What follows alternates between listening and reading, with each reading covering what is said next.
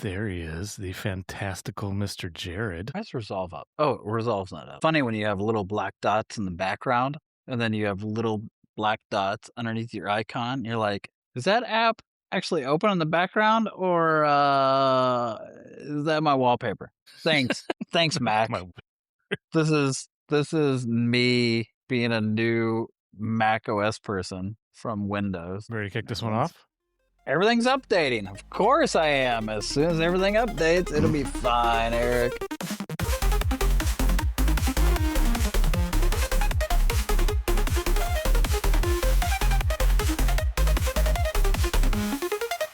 Greetings to all you gear-grinding gladiators out here. This is episode 45 of the Geekoid Podcast. Some of us know how to count. Good thing. I was going to say 44. We're recording on January 19th after I had a weekend away in Ohio peddling my wares. And gun running. Just, tomato. But oh God. We got a full docket for you today, and I think it's going to be a fun one. Jared's gotten a head start, and I am wetting my beak. Listen, I figured out what I need to do for this podcast, and that is find the stuff and then put it coherently and consistently with what we're going to talk about. Yeah. I hate it, but I'm also good at it. Yes, you are. I'm impressed. It makes me happy. And let's start with the Steam Machine. We don't have official prices yet, but the initial findings from the internet sleuths are pegging it at $950 for the 512 gig version and $1,100 for the 1 terabyte version of the Steam Machine. That's still TBD, and we have no idea yet if the RAM shortage and the dramatic increase in the time to produce. Just whatever I typed, just flow with it, bro. Just flow with it. Because I saw what you're reading and with what you were trying to say. And those were two different people. Yeah, okay. I'm not going to look at the notes. I'm just gonna do my thing. I mean, you should look at notes. I spent time on that. Listen, I looked at the notes. I read the notes. I synthesized it. It's in my head. The Steam Machine is going to launch around $1,000, but we don't know if that's the final price because all the AI companies are just soaking up all the RAM and putting it into their data centers and not leaving any for the rest of us, to the point that NVIDIA has also canceled the super line of the RTX 5000 series, which is, I don't know, for better or for worse. But yeah, like people are now saying go back. Wait. What's the super line? Is that the 590? 5090? Oh, no. NVIDIA. I'm so sorry. I didn't add the zero. NVIDIA likes to produce all sorts of SKUs with different configurations and slight like GPU clock speed boosts. Like the standard release line is a 4060, 4070, 4080, 4090, or 50, sorry, for the latest gen. And now they'll do like a 5060 Ti, 5070 Ti, 5080 Ti, and then they'll do a 5060 Super, 5070 Super, like all these different as the years go on, just to... So, right, the thousands. The next one will be 6,000, but it'll be... Yeah, but listen, I'm going to go back and defend myself. It'll be a 6 series. Yeah, but typically before that happens, they will introduce a super line, which is just a marginal increase in clock speed just to keep the marketing machine going and drive new sales, yada, yada, yada.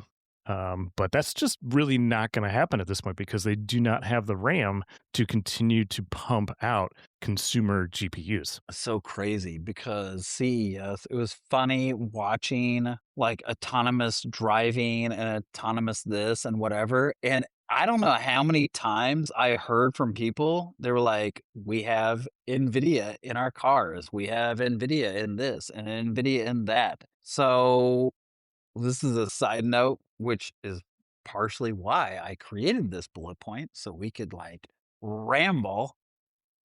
Did NVIDIA I'm sorry, Pentagon and Honda and Bosch and everybody else, Bosch?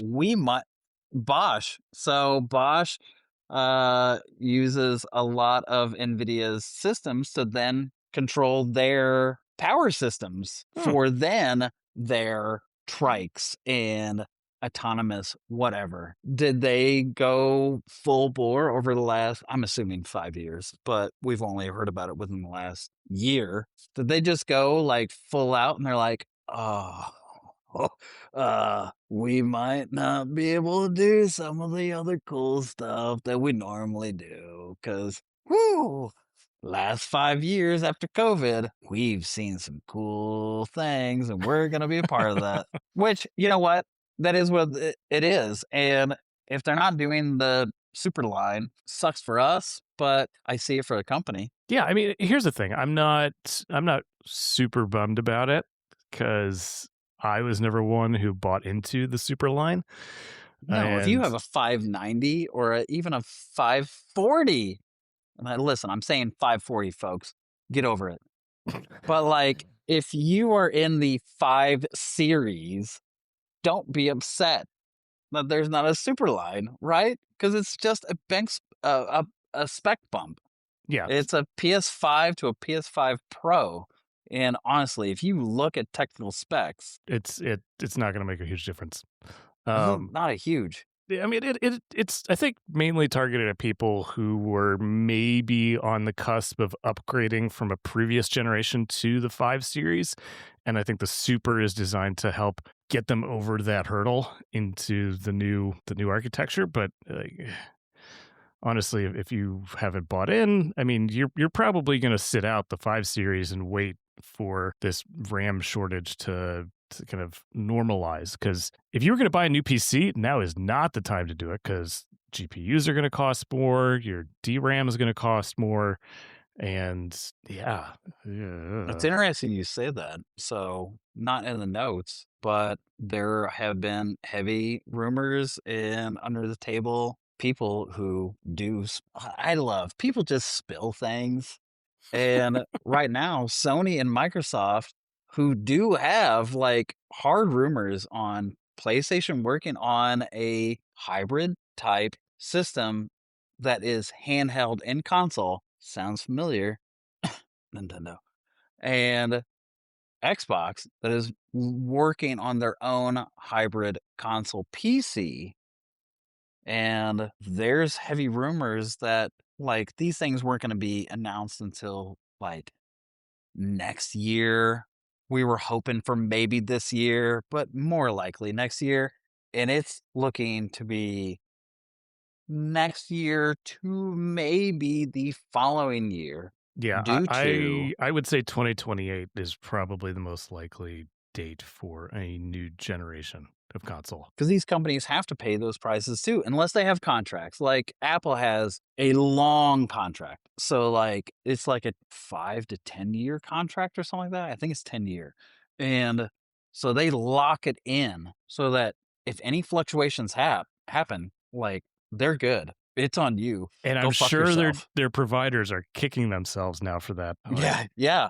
I mean, this MacBook Air that I'm on is a steal at this point right now, and we're in January of 2026. It is a complete steal with 512 and 24 gigs of RAM. So, haha, thanks, Apple. do you think the new M5 uh, MacBooks that are right around the corner, maybe dropping later this month, do you think they're going to jack the price up on those as a Nope, result? No? Okay. nope. All right. I think Apple's contracts are pretty long, and then they have such huge. I think they have their own money into the manufacturing and into the companies themselves. So not only is a contract, but then they've locked in themselves. So I think Apple's going to short term. I'll say now. I was going to say they're going to weather the storm, but I think short term they will weather the storm. How long that storm is, I still give them. I'll give them the positive. They'll weather it 1 to 2 years, and hopefully through certain analysts and stuff, business analysts that have been looking at it, the this this storm, quote unquote, or a bubble, whatever you want to call it. But I would like to call it a storm instead of a bubble, because a bubble pops and then it's over. This is a storm, and then it, subsides. Yeah, there's no This popping here. is The Yeah, demand may no, go down, but it's not like it's not a dramatic, yeah. and a bubble is a dramatic flux. Yeah. So 2 years. So we have to survive this year, and then next year is going to be where we see Some and relief? I don't even recalculate, think we'll see it next or year. recalculate. But yeah, there might be. I mean, Fallout. I mean, Call Out or not Call of Duty. Uh, and I said Fallout, which was also Fallout. I think next year, COVID. Okay, so I go back to COVID. So go back to, technically that's 2 years, but it was a 4 to 5 year like domino effect of what that happened during that time period. Oh, yeah, all the supply So chain implications and demand this is changing. this is the same thing, and it's crazy that like we're going into one thing into another. But if you at least look at that, then yeah, I agree with you that it's not just this year and next year. We'll start seeing something, hopefully, and that's my hope, positive in 2028. Yeah, so I So think what's gonna happen is we're gonna see a massive build out in production capacity to catch up to the demand of all these data centers that are being built out, and I don't think there's gonna be a real decrease anytime soon in the demand for new data centers, so I think the demand curve may level off, but it won't decrease anytime in the near future, but I think RAM prices will stabilize and then start to come down, I think, towards the end of 2027 potentially. We'll see. so we're moving into a little data center AI. Before we leave our first note. So We said one sentence about the steam machine. yeah, we did. Yeah, thanks. So you read my mind. So one of the parts is right now, folks, there's an average of a 300% increase. And that's not only on consumers, that's also on, if you don't have a contract, a corporate company with a contract, that's also a 300% increase on them. So is PlayStation, Xbox, who we know they have new things in the pipeline, they are not at all going to pump these new devices out until this 300% goes down. Period. Yeah, you don't want to launch a new console with a price tag of $2,000. No. Well, also, like, I think we've said it in previous podcasts. People who think the Steam machine, this is my opinion piece and me being loud. People who think the Steam machine is going to be or was going to be $500 is ridiculous. That is crazy. This is not, yes, it is a console competitor, but it is not a console.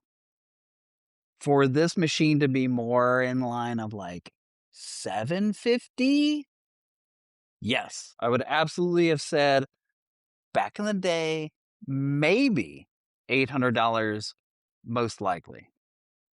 I mean, So everybody needs to get that right. I've been hearing people and watching people, and they're like, "Ah, it's not going to be the same price tag." It's like it's a different machine. You cannot compare this to a console only device. It does more, and Valve is looking at it to be more. So remember that. yeah.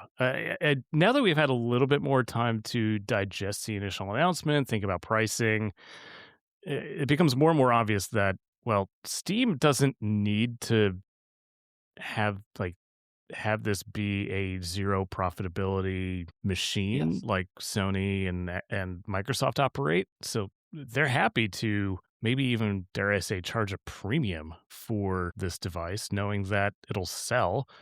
And they don't, like, at the end of the day, like, the amount of money that they're spending on it, it's really just a Linux PC running Steam OS, and I think their development costs are through the roof compared to the amount of engineering that Sony and Microsoft do to really optimize their platforms. So I think they're coming at it from an entirely different business angle.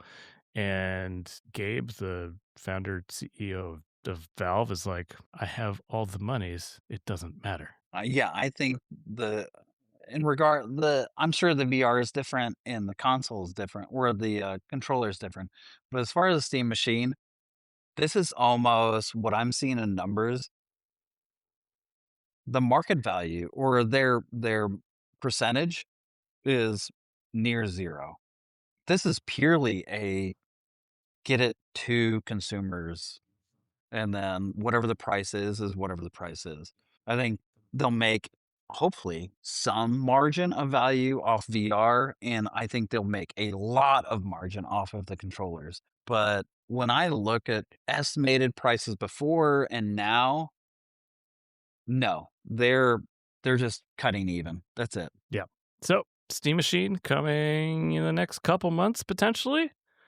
We'll see. I'm still excited. I'm one of those people that we didn't, well, we might have mentioned in another episode, but there are a lot of mini PCs that are coming out. But I trust Valve. I trust in how they look at the environment as a whole, holistically, which is not something other people do. They usually, gear towards a Mac or they gear towards a Windows. And I'm not a Linux user. However, Valve really looked at all angles, and they are creating something that is going to be, in my opinion, very special and very unique in the software system for you to play games off of. Again, they have to make money off of their library. Um, So I'm excited. If I have the money, I will. I'm saying it right now. I will absolutely buy one of these. All right. TBD. We shall see. But let's move on to our next point. Do we want to skip 2, go to 3, go back to 2? Because we're talking about AI and RAM, and might as well Right? just talk See, about. I put it in a Okay. particular. All Okay. right. See. All right. Well, unless you were living under a rock, you probably heard that Apple has partnered with Google to use Gemini for the foundation of a new Siri and all of the AI enhancements that are going to be coming to Apple's slate of products. And I feel like I, at least 6 months ago, said this is probably what Apple was going to end up doing. I think I did too. Yeah. They've already had a relationship for years. So yeah. Yeah, and now that they can't, like, now that their search relationship is going away, they're like, oh, let's just switch it to AI, the next version of search, and it'll take And you already have another. that. Yeah. And you have that partnership for God since iOS, I think iPhone OS 4. Yeah, and it'll take another 10 years for regulators to catch up and be like, oh, you're being bad, um, and at that point there will be something new. So this Which will is. be probably Apple. I mean, Apple, I think, partnered with Garmin and, not TomTalk? No, I think it was Garmin, until they could make their own map. But then they were like, "Okay, cool, cool, great." Okay, thanks, bye. This Yeah, this looks to be the same thing. Like, can we use your framework and your foundational, like, base and get something? Yeah, because here's the thing: the foundational large language models that everybody's pumping out, from OpenAI to Google to Anthropic, like all of these models, they're going to continue to get better. The cost to run them is going to continue to decrease, and the open source competitors are going to continue to iterate and put out new models too. So in a year, you'll probably be able to run a model locally that will perform as well as, if not better than, the state of the art that we have today, which is kind of I mind mean, blowing. well, I mean, you say it in these podcasts all the time, like, every week there's a new update, and it's mind-blowing. Yeah, well, it's Like, surprising we haven't it's had a huge update in the last week, and my mind is blown at that fact. yeah. Yeah, dude. Yeah. I was waiting, like, I was doing the cliff notes for this and the bullet points, and there was no new AI, and I was like, "All right, cool, great." I mean, I could get into some stuff, but that's a little bit long in the tooth. Um, but yeah, so maybe this means that Siri will stop sucking. I think what this means, and everybody needs to understand, like, this is not Google Gemini running Siri. This is Apple buying. Oh, my phone just went off because I said Siri too loud.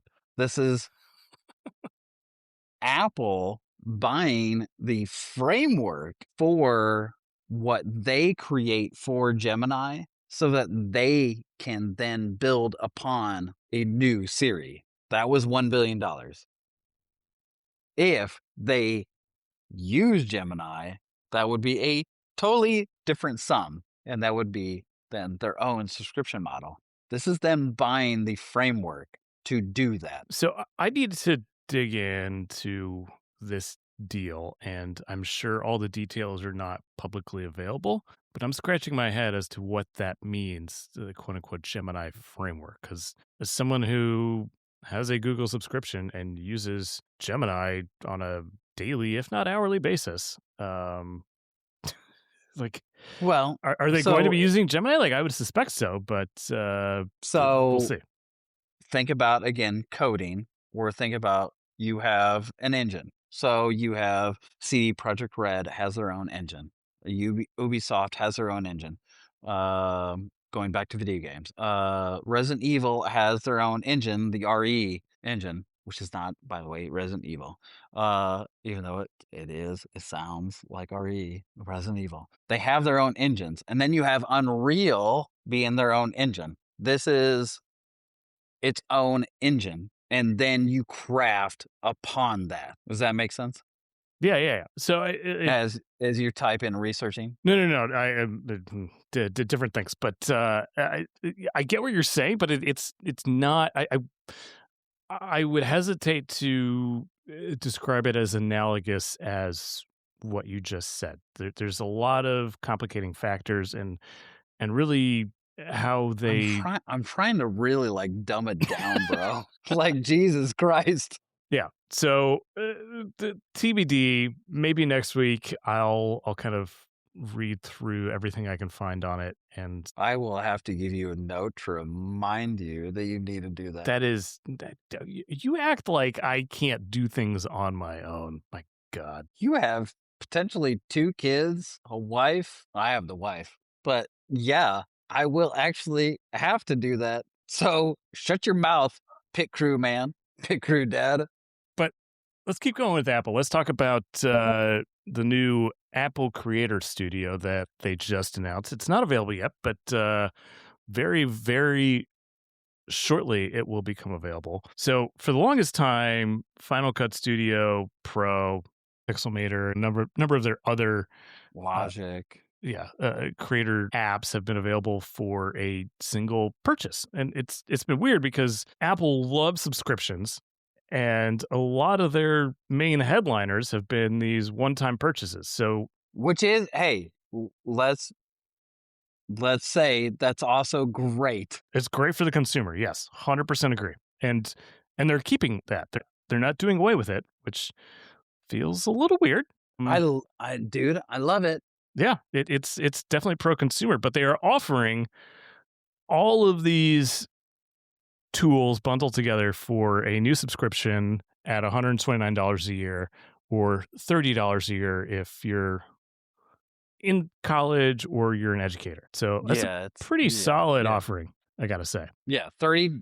God damn. I can't, because I was like, $30. No, it's $30 a year if you're in college. Yeah, which I don't want to say it's free, because I remember being a college student. $30 was a lot of money. Yeah, but like, yeah, I remember too, and I did it, and it was great. So yeah, it's awesome. I'm trying to figure out how I get access to this because my wife is an educator, and Oh my God, I did not think of that. Oh, you lucky bastard. no, I've looked into this extensively, actually, and it says that the educators, they cannot share it with other accounts, and I'm like, Well, Uh, but there's the catch that, like, you can share with if you can share it with 10 accounts if you're educator, but, like, do you have to add more, like, accountability that you're maybe a teacher? So, there is a difference, like, even with the basic, you can share with 5 people. I don't know the details, and so I should have. I'm sorry, folks. But, like, if you do the description, you can share with 5 people, and then the educator, you can share you can share with 10 people. And I was like, I'll have to "Holy take a look at that. shit." Uh-oh. Imaging edge webcam. I think my I think my camera died. That's right, you have 2 other cameras, right? Yeah, it might. I don't know if it'll like if I try and switch, but Is this when we do the do, do, do, do, do, do standby? yeah. Intermission.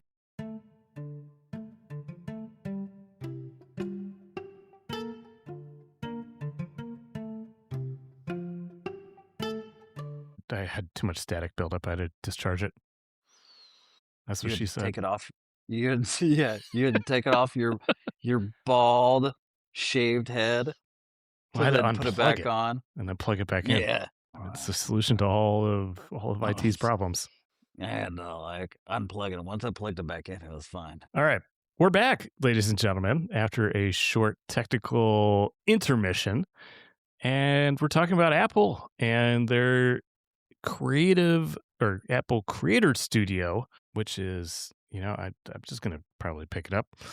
Or we got to figure out how to game the system because we love to do that. And just talk about it again. It's fine. Yeah. It's So, 120 it's 21 129 a month. or $30. It No, it's $129 a year. 120 sorry. Yeah, I was like, "Holy shit. This is Adobe prices. Gross." $129 a year or $30 a year if you're a student or an educator, and you get access to Final Cut Studio Pro, Pixelmator, Logic, and I don't know, it's like a dozen It apps. It felt it like. also adds Final Cut for iPad, which doesn't cost anything, but the camera does cost, I think, $5 a month because I've looked at that, and it adds both of those systems into that. I think side note or what we're going to talk about, I think that's crazy. Like that you even added that. Um, and it adds, I think, like multiple cameras, which camera has, but you have to pay more or do more to do that. And in my situation, I want to have a minimum 2 cameras when I'm shooting, if not 4. And this just goes, yep, we just thought of all of you, everybody, anything that's in the Apple realm, it's included. Yeah. So it's man, this I gotta say they're doing a great job with the ecosystem play for creators. I mean, the creator experience, the iPhone is one of the most utilized devices in the toolkit. This is just doubling down on that whole Apple ecosystem. And I'm wondering now, like, because I've been an Adobe guy for I don't know how many decades. It's been a little crazy. And I'm wondering, can I fully get off of Adobe at this Oh, point? And I could totally tell you right now. Absolutely. For the well, price that you're paying, the learning curve will be different, but the price you're paying is crazy, dude. Adobe has been, and we've said it for and we, as in the industry, or other people outside of us that are doing even more stuff than us. Like, Adobe is the be all end all. If you don't go to Avinci and all that stuff. Avinci's the camera, but there's another system above that. But that's Hollywood, Hollywood, Hollywood. But if that would be Adobe. And then after that, that's Final Cut. But if you do Final Cut, like nobody in Hollywood or in India or Hong Kong looks at you negatively. Like at this point, oh yeah, like Final Cut and then DaVinci has always been there. But it's always been it swerves in and out. But like if you can say Da Vinci, they're like, oh, fine. with this new price model that you could get the same thing as Adobe, but for a third is what I think I figured, a third of the price yearly or monthly. All right, so I just gotta take a step back and call out that Adobe's Creator Suite offers a lot more than what Apple's Creator Studio offers. I'm going to bounce back at you and say, how much do you actually use for that price point? And I'm going to say it to all the people Oh yeah, also who are it listening. is. That's Adobe's strategy. They give you access to everything, knowing that you're going to use maybe maybe a tenth. But as someone who is relatively price conscious, I will say I do use a good amount of Adobe products, like across image generation, video editing, sound and audio tweaking. It's It's kind of up there. 2026, bro. It's 2026. Try something new and challenge yourself and get frustrated because that's what we all will be. I'm working with a MacBook. We all know that now. It's frustrating that I don't know the system, but I'm learning it because I have to, and I'm also purposely doing it. I did put myself in this boat. Like, you don't have another. That's it. Like, you have to. Like, No, that's the only way to do it. In my defense, I'm not looking to create extra impediments to me getting things done. but it's only going to take like a month in some things and a month ish in other things. Like, it's not going to take that long. The two systems are pretty similar. They read off each other. Shit. Like, they swap creators and technicians back and forth constantly every 5 years. So, like, the people who developed one thing is go to the other company because they told them, I'll pay you more. And then they go, hey, this was a really cool idea. And they go, do you know how to code it into our system? They go, I can figure it out. And then they do. And then all of a sudden, so I bet you at least $5, maybe 100, but we'll go with five. Like, it's not going to be that hard, dude. A month is not a long time in our lifespan, and not a long time in 12 years or So in I will 12 months. say the one thing that I use Adobe for is their Adobe Express offering, which Well, that's is free. I can't argue against that. it's free, but the paid version has a whole bunch of additional assets and things built on top of that. Allows you to do AI edits and creations and things of that nature. When I'm looking to create a post or a reel for social media, that is my go-to. So I'm like, these are my assets. Let's generate something quick and dirty and then throw it over to Instagram, Facebook, whatever, as fast as we can because I have 25 minutes right now during my lunch break to promote this new product or whatever. And That's a good segue because Pixelmator is a version of that.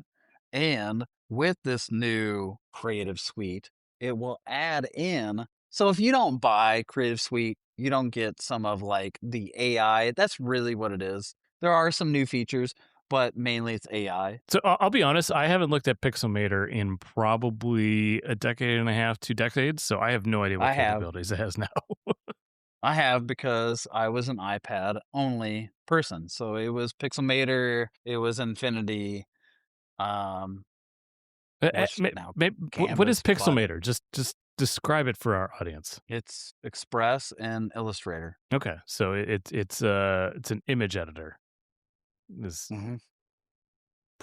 allegedly pro level quality. Okay, okay. I'm looking at the Pixelmator Pro page now, and I'm like, okay. Yeah. Yeah. It's on iPad. It was great. It was so easy. It took a learning curve because it was a new software, just like Affinity is. Um, if anybody remembers that, which everybody, at least iPad version, I iPad, bought all the Affinity products, so they're I great. I have them. Yeah, they're fantastic, and they were for me, they were my go-to minus Adobe. So what Apple wasn't doing, Affinity was doing to answer what I needed to do for thumbnails or things like that. And listen, I'm more on the video, production side, so it's thumbnails or I mean, transitions has blurred, but even that did help in the early days to do transitions and effects on video. So yeah, dude, yeah, you and a lot of other people will be more than happy. And if you're not happy, just go buy it. But Well, you were talking about some of the AI supportive, like the generative support, and that's where Creative Suite will help in that regard, or yeah. Creative Studio will help. Adobe Firefly, the integrations they have with Photoshop and Adobe Illustrator, like they're really, really. I thought they would be a loser when it came to all this generative AI stuff, but they're holding their own and they're staying relevant. So hats off to Adobe for doing that. I think the other sticking point for me is that I don't have an Apple PC Device. or Do you need laptop an or Apple Mac. device to do that? Like, is that one of the constraints, like, to get Creative Suite, Creator Studio? Like, do you need a Mac? Most of my development is done on is on either my desktop or on my laptop. So Well, I no, no, that's what I'm asking for even the audience. Like, do you need a Mac OS to do Creator Studio? no, you Because don't. then, But I don't do most of my development on my iPad. Is no, the point I'm now I making? don't either because I have a MacBook Air. Right, right. So it would just be too And much this of a is geared pain. way more towards studio, Mac Studio, and Oh yeah, yeah. Mac Mini and Mac OS in general. So if I do upgrade, and I could see right here on my desk, like where I would have a little Mac, maybe sometime soon. You better do it soon before their contract ends, and they Yeah. can't hold these prices. Uh, But in the end, folks, long story short, this is a really good pricing for what they're offering. Dig in deep if you should. We're rambling and whatnot, but dig in deep. It really offers a lot. There are a lot of new features that are convenient. They're not needed. There's a lot of AI stuff that's convenient, not needed. And if you still want to just buy any of their software, you can buy it. yeah, which that's crazy cool. That's the coolest thing of this is that if you don't like that, you don't like subscriptions, you don't like monthlies or annualies, okay, go buy Final Cut for $300. Go, just like Resolve, you can use Resolve free. And then if you want the full suite, all right, go pay $300 and have Resolve. So that's different than what the juggernaut Adobe offers to people. So yeah, look it up. It's some good stuff. Yeah. We're talking Moving about on, pricing. Do you want to introduce the prices of our next category? $200, $150, and $60. What do all those things have in common?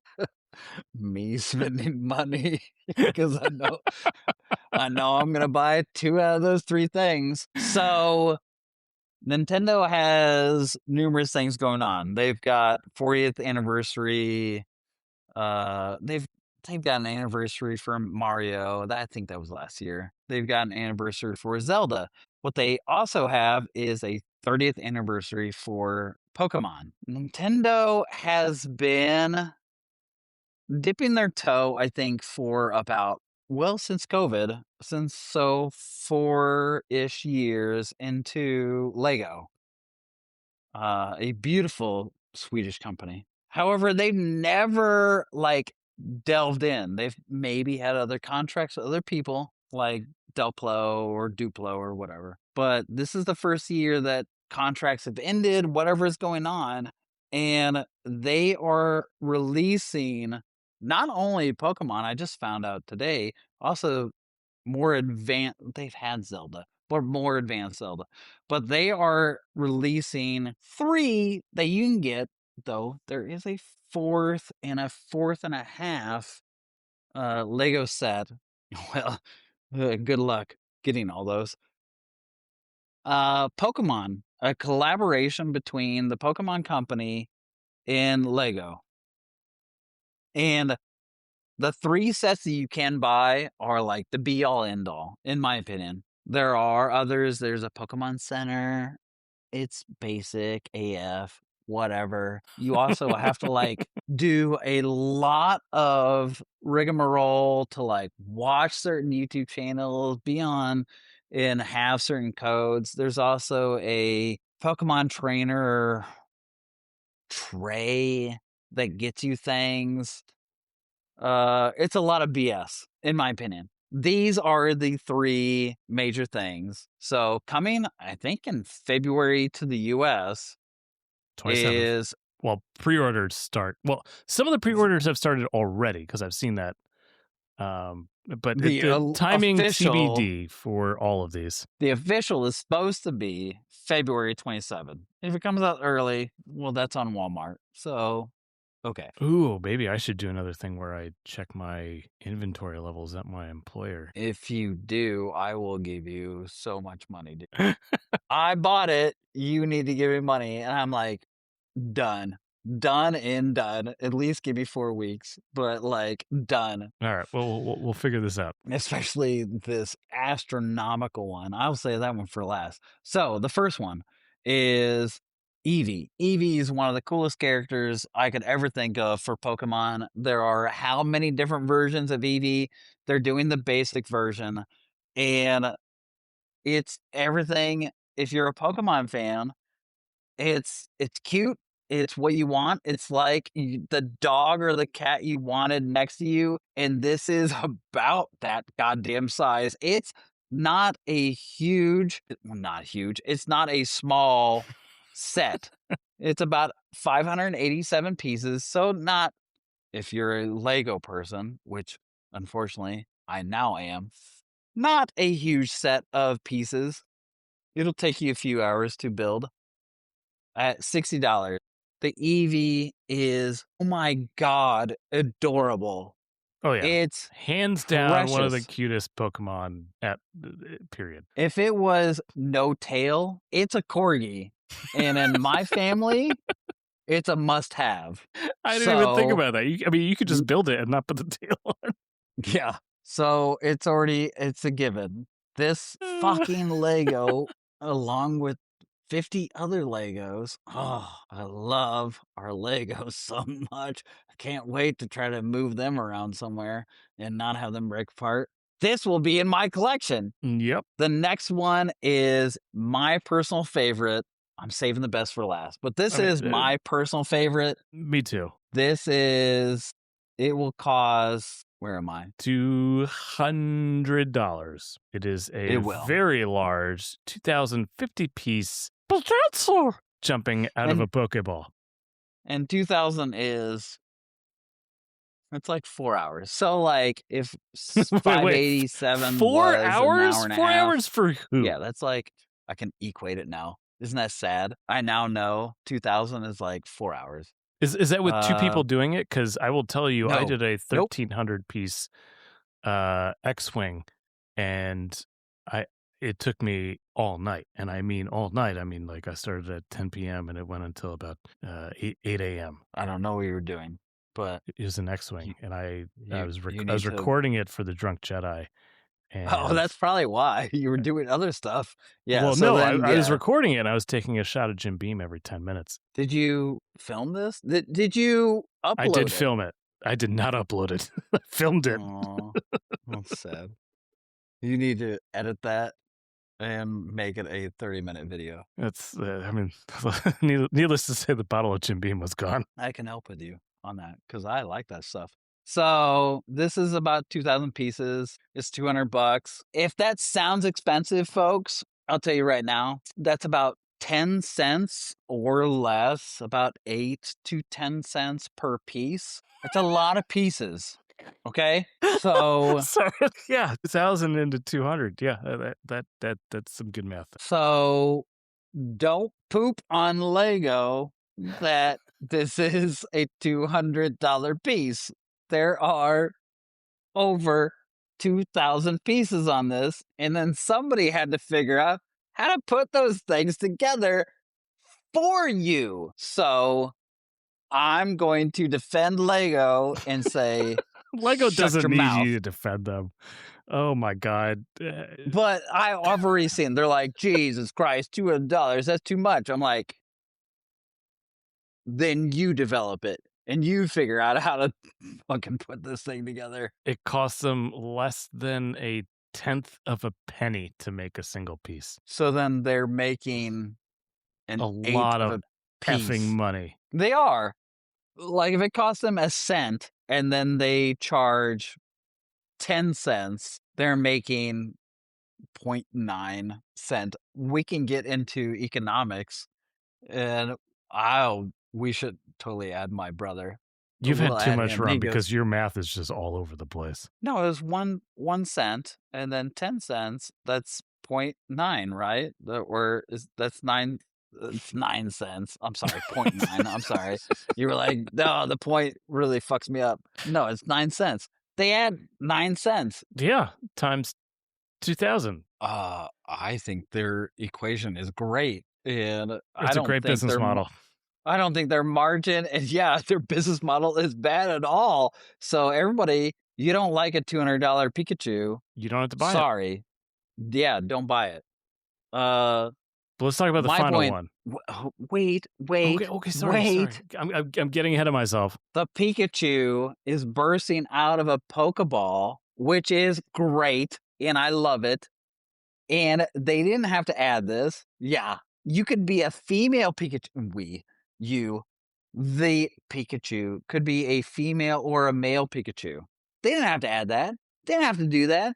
They did that. I love that. I love the fuck out of that. Let me add, side note, when I built the Game Boy, there were 2 cartridges that you built, Super Mario World or Super Mario Land and Zelda. As you built the Super Mario, no, you're going to laugh, but you're going to be like, oh, that's cool as shit, Eric. No, I'm still hung up on the Pikachu. When you built the cartridge for Super Mario Land, it was just a normal bricks you just put together, whatever. But during the Zelda Game Boy, you had to put in this little disc, and that was because it was one of the few. It was the first save option for the Game Boy, and that little disc that you still covered up, whatever, in the Lego build, but they added that to the build of this cartridge for Zelda. That's legit. That is the stupidest thing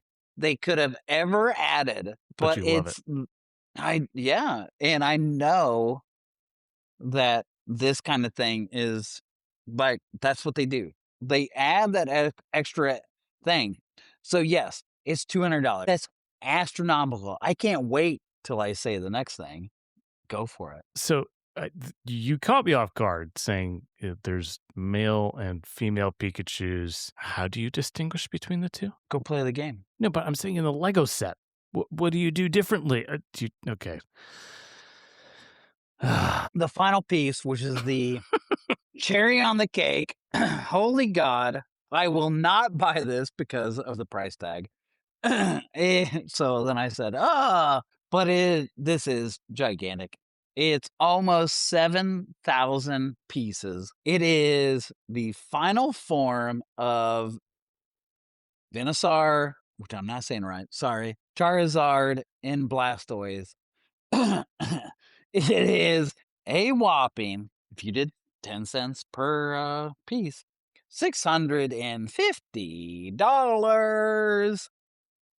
Now, this piece is, you can put them all together. You can have them separate onto these crazy settings that look so cool. They're so good. Again, like how they thought of how these each Ugh. Oh, the environment settings work with each oh, they're so good. But then you can take them each individually off of even the settings and then have them in the so individual.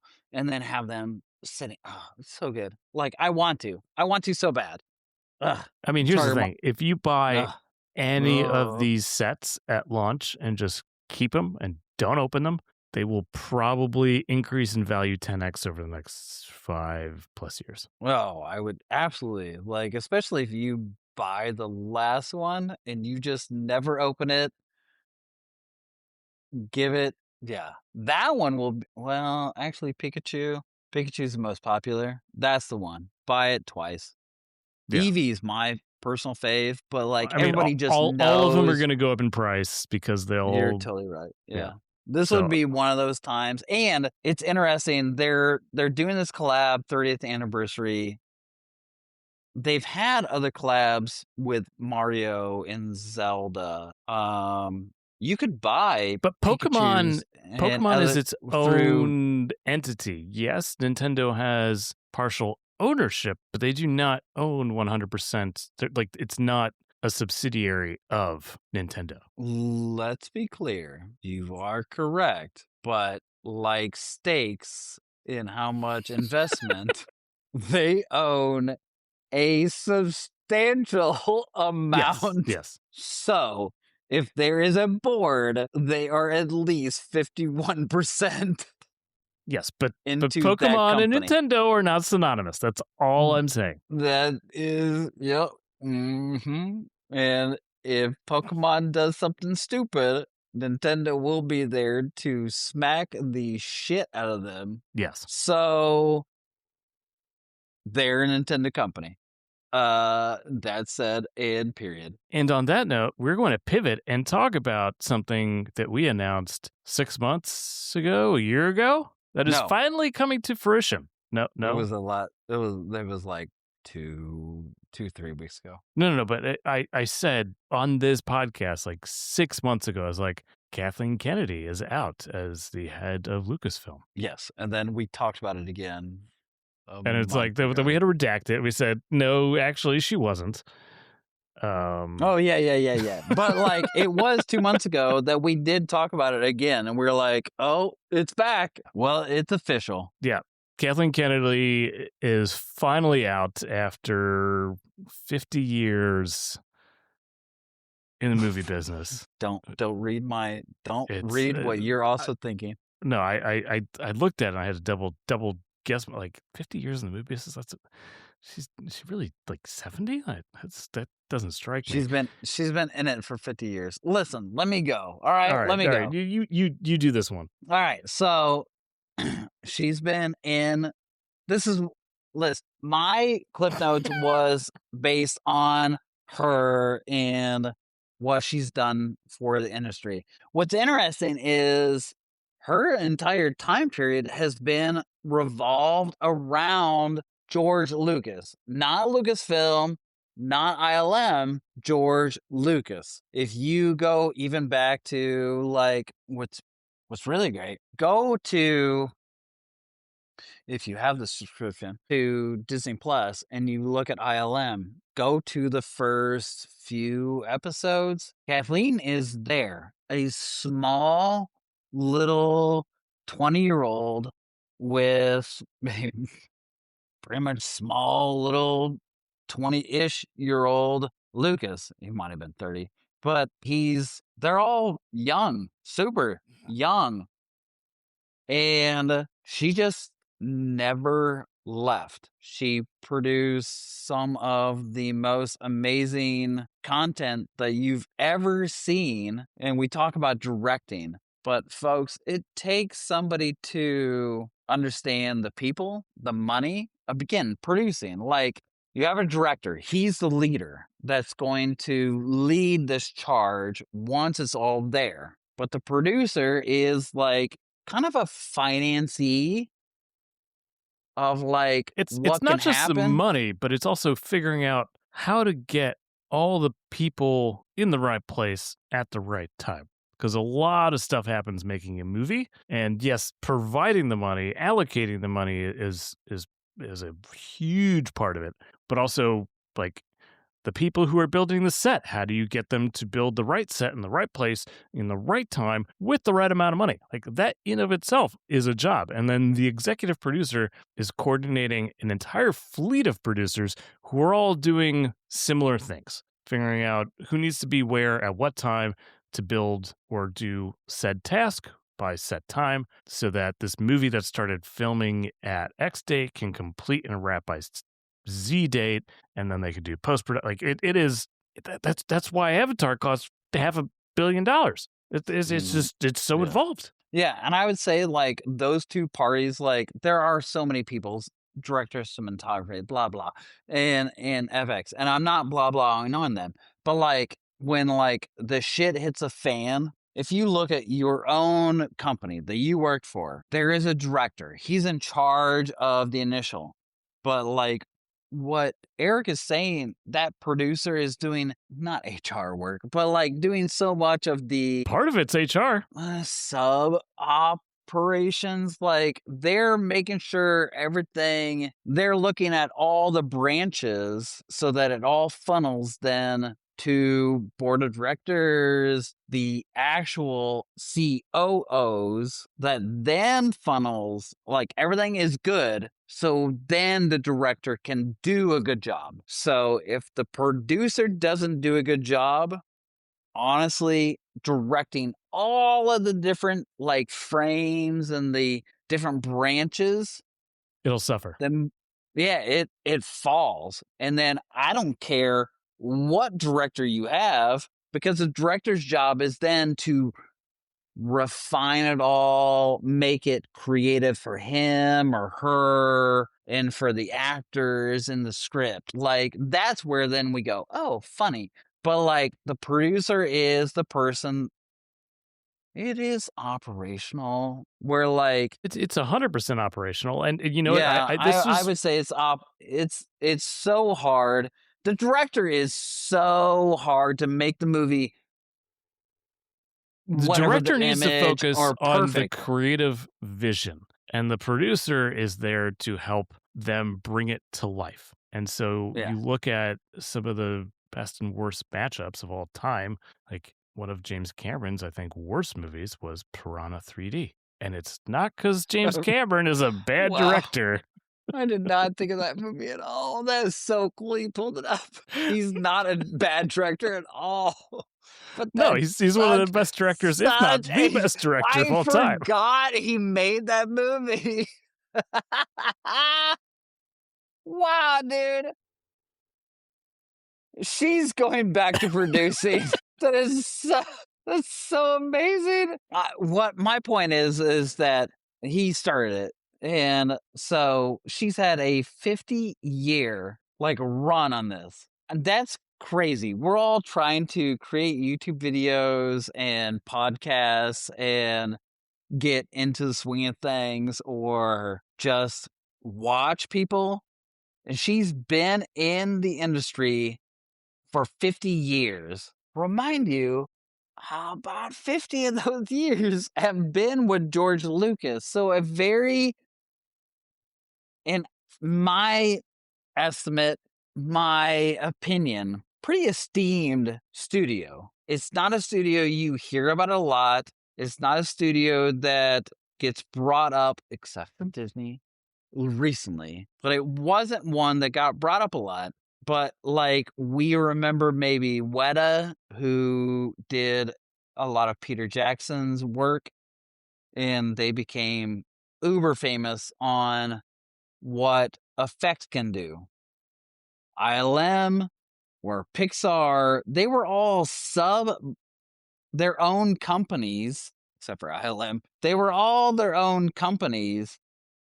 And within Disney, or shit, Disney, within Lucas, she was a part of ILM in creating things that you wouldn't have Indiana Jones or Aliens, because we just talked about Cameron, or Abyss without Lucasfilm in ILM. And she was a part of the most groundbreaking things that ever happened to cinema, period. That's just it. Yeah. There are a few companies that can say they literally revolutionized and evolved both the cinematic landscape. We can talk about Scorsese, but like he was a director. But when it comes to Cameron, he is honestly in his own realm. But Weta and ILM, which then go to not Peter Jackson per se, but definitely on the ILM side. Well, I guess you can. But on the ILM side, George Lucas and Steven Spielberg. It's funny that they did separate. I don't know how through this Disney they did separate. Spielberg was like, no, I can't, Lucas. I Well, gotta get out. we're but, like maybe we dive into that in a different episode because that's a whole. We're yeah, that's a side quest we're not ready to dive into at the moment. But she's retiring. That's it. She's moving back to full-time producing. And she's moving back into still now Disney Lucas, but within that wheelhouse. I mean, she's good. And she was in it from 2012 to current. She helped as a president, she helped with all of the post Star Wars. I mean, everything. Everything from post Star Wars to Mandalorian and everything since then. Um, I think the first Star Wars that she was helped to, not produce because she's president, but be a part of, still has the highest box offer for something. It didn't hit 2 billion, You're talking about the Force but Awakens, yeah, it was Force Awakens. which I Um, thought was good, and then here's the thing. I mean, she's That's done. just that's secondary to because she wasn't producing, and then whatever. She had an incredible run. It's not without its own controversy. I don't think we need to get into that, but I think you and I can agree that we're excited that her successors are going to uh, breathe some fresh air And into the Star Wars franchises. It's and not that and I think they're new well, new to the area. that's it. Yeah, yeah. I think my research like made me feel a lot better. Like their years in it make me feel a lot better about it. Yeah. So Dave Filoni, he's been with Lucasfilm for over 20 years. Yeah, Uh 2005. 2005. Yeah, and he'll be president and COO. It's Lynn Brennan, who is a name that I do not know as well, but she joined ILM in 1999 and will be co-president. So Yeah. between the two of them, I have a lot of faith in the next chapter of Star Wars. As someone who got a little bit tired and a little, I don't want to say bored, but I'm ready for what they're going to bring. Yeah, I think she was she was a producer first, not a president first, and she did a really great job for a very long time.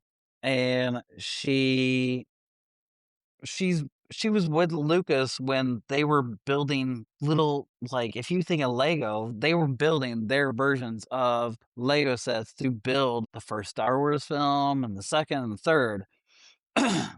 And so for her to be a president is uh astronomical.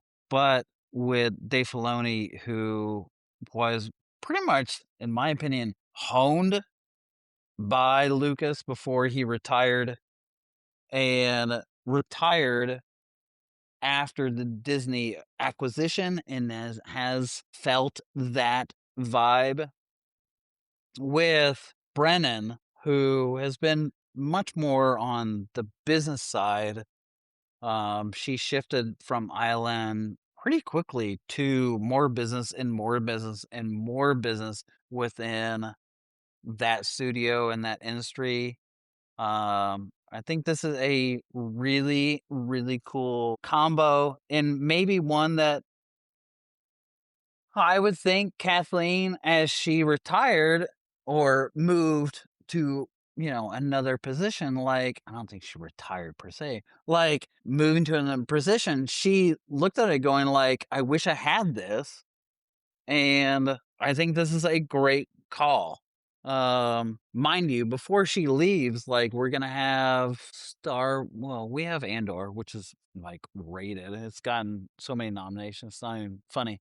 But like we have the Star Wars Starfighter, and we still have the movie. That will still be under her credits. After that, so moving into 2020, if they produce anything by 2027. So 2028, 2029, we're going to see something from these two. I'm excited that Kathleen did this. I'm excited that she was just very smart in how she removed her position to what it needs to be going forward with these two people involved. Yeah. It's great. Very excited for the future of the franchise. I think we should take some time in the next episode to talk about what is coming down the pipe and what we're most excited for. No, Uh, that's fun. Yeah. yeah, and Put I think it'd put be a good time. that on the show notes so that I know what to write. All right. It's been a few weeks, if not months, but we are finally ready to bring back our closing segment, the Indie Spotlight. And this week, we're going to shine it on a game that just entered early access that has had a bit of a storied development over the last decade, dare I say. And this is a game called Hytale, which you may have heard of. And originally, when I looked at the most recent trailer, I was like, oh, yeah, that looks like Minecraft with a little bit more customization. But don't be fooled, folks. It marries a lot of things that you see in common games like Terraria and Elder Scrolls, and brings a lot of crafting, customization, classes, things that you may have been missing in Minecraft. And you know what? I'm going to hand it over to Jared to talk a little bit about the history. So the game was, I think it was about 8 years ago. And Riot, if anybody remembers what League of Legends, well, that game, yeah, that company. Lots of money. So they either, and this is where, listen, all of my notes aren't great, but they had the game acquired or bought or created, whatever. But they had the game 8 years ago, and their purpose was to create a Minecraft, successor. What happened during that 8 years was interesting because you have creators, you have developers, you have people who are looking at what is Mojang in Minecraft, and they were creating a different engine later as time passed, and they were seeing flaws. And I don't say anything to Minecraft. I love Minecraft. So when I say flaws, I love Minecraft. So this is like semi biased, whatever. They saw where like things could be improved. They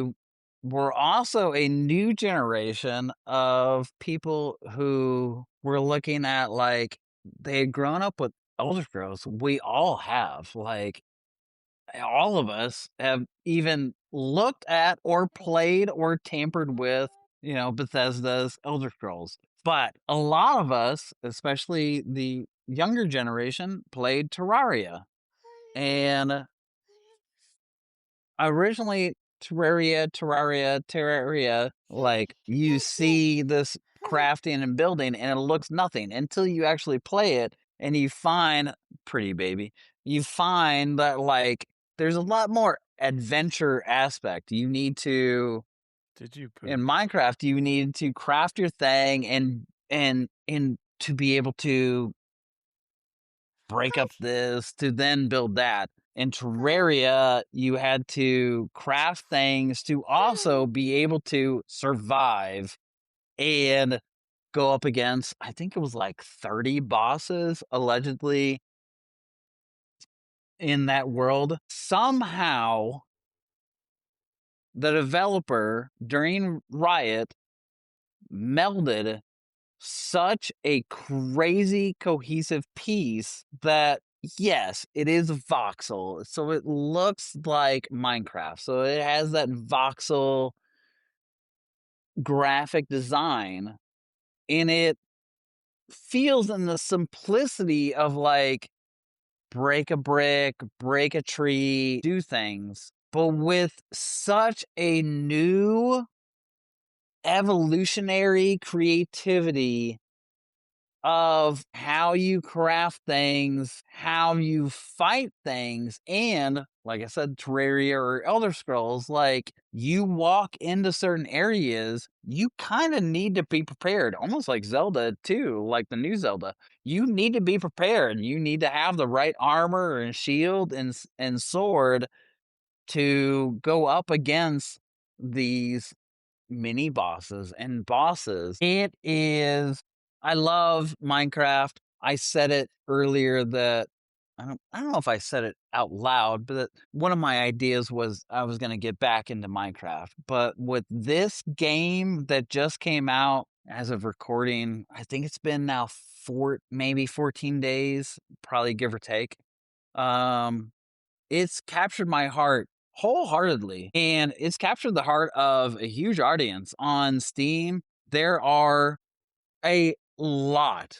I'm not going to say millions, but I'm going to propose millions. There are a shit ton of people who are in this world and they know that like it's still work in development. There are place markers all over that it's a work in development. Oh, let me backward. Riot did it for 8 years.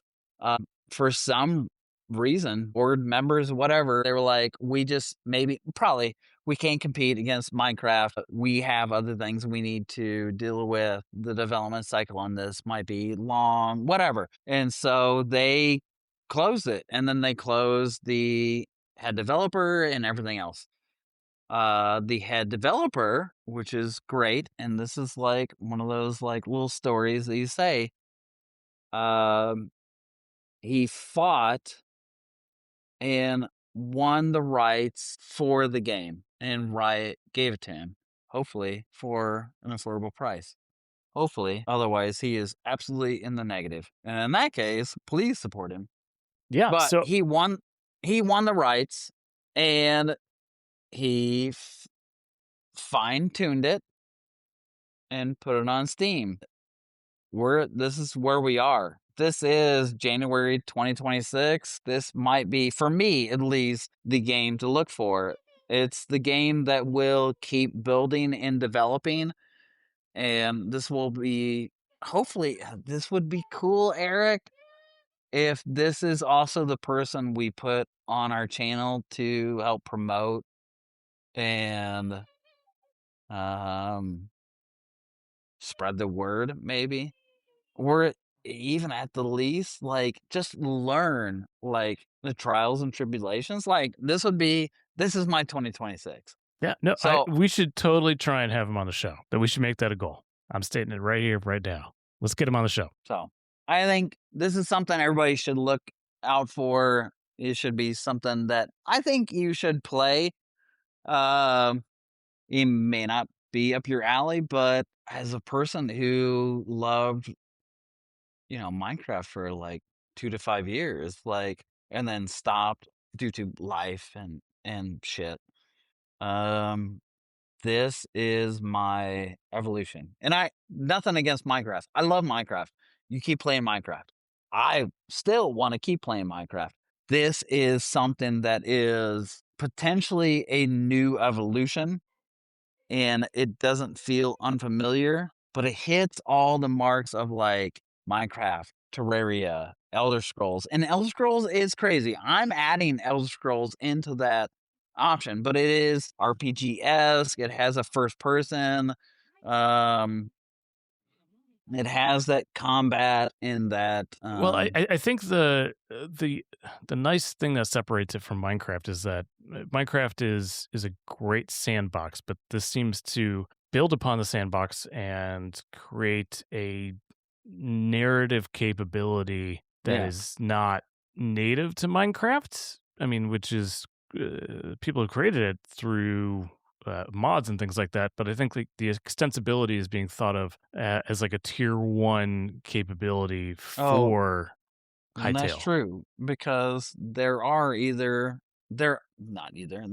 also, and I haven't delved in yet. So there are different, he said tiers. There are tiers. You can go somehow through portals and go into different tiers. I don't know how this is even possible because we had the Nether and we had regular realm, but there are, at least as my knowledge right now, there are 4 tiers that So it's called the supposedly. Alterverse, not the multiverse, the Alterverse. So alternative realities, alternative worlds, if you will. And that's kind of how they're positioning it. So not necessarily one more difficult than the other, but just maybe different in very different ways. Because some of the modding capabilities, I was really blown away. The first half of the trailer is like, yeah, this is Minecraft, and then the second half is like, are those guys with like dressed up in Space Marine gear with laser rifles? So I was like, okay, I'm in. And right now, I think there's 4 tiers, so 4 dimensions, that you could kinda walk into, and they're all work in progress. So, like, whatever you see is gonna be very limited. This is so new. Don't judge. Like, just enjoy. Yes. So stay tuned. We will continue coverage of Hytale through 2026. We're both excited. I'm going to sign up probably for the highest tier and give it a go. And you know what? Um, this has been another great, fantastical episode of the Geek Wed podcast. Thank you all for being here. And any final words for the audience, Senor Gerard? You guys are great. You certainly are. You beautiful, beautiful people coming through the fourth dimension of the Perlinium galaxy. Like, subscribe, and be sure to check out our newsletter dropping this Friday. We've got a lot in store this year, and I've cleared some stuff off my plate after this weekend, and I'm Oh, good. You should, like, talk to me about that. I'm really excited to hear about it. but yeah, like, subscribe, stay tuned. Lots of cool things coming. And you know what? Stay healthy and slay some demons, folks. Hey, don't forget, every Friday, it's coming. You just look forward for it. This better be the best newsletter that ever comes out. We just do the show notes. That's what it is. Honestly, just like copy the show notes. You'll be fine. All right. Love you all. Peace out. Peace. End of transmission.